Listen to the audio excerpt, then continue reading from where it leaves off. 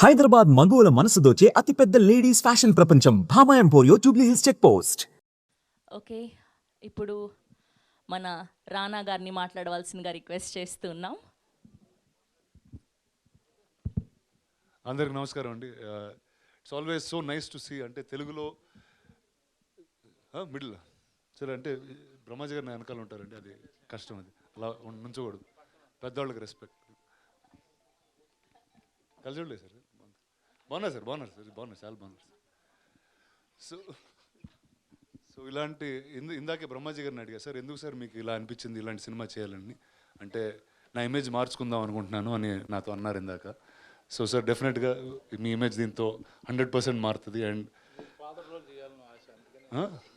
అదే నాకు ఫాదర్గా చేయాల్సిన ఆయన సన్గా చేయడం అనేది చాలా ఇంట్రెస్టింగ్ ఉందండి చూడడానికి.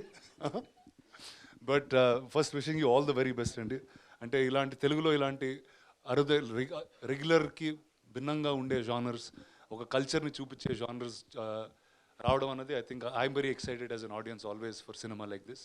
So I'm wishing the entire team all the very best. Brahmaji గారు థ్యాంక్ యూ అండి, thank you for inviting me and having me here.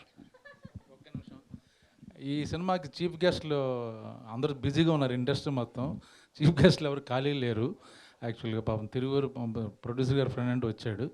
ఈ లోపల రామానాయుడు గారి స్టూడియోలో కూడా పైన ఇప్పుడే తెలిసింది నాకు, ఈ ఈవెంట్కి వచ్చినప్పుడు కారు పార్క్ చేస్తుంటే పైన రానా గారు ఉన్నారు, వాళ్ళ ప్రెస్ మీట్ ఇప్పుడే అయిందన్నారు.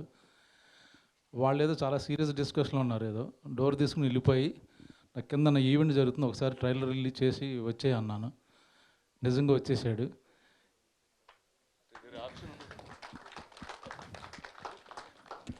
కొడతారో లేదు చూశాను, కొట్టాల్సిందే. ఎందుకంటే ఇంత డౌన్ టు ఎర్త్ హీరో నేను ఎప్పుడు చూడలేదు. మంచి బ్యూటిఫుల్ హ్యూమన్ బీయింగ్. చిన్న సినిమాలకు ముందుంటాడు.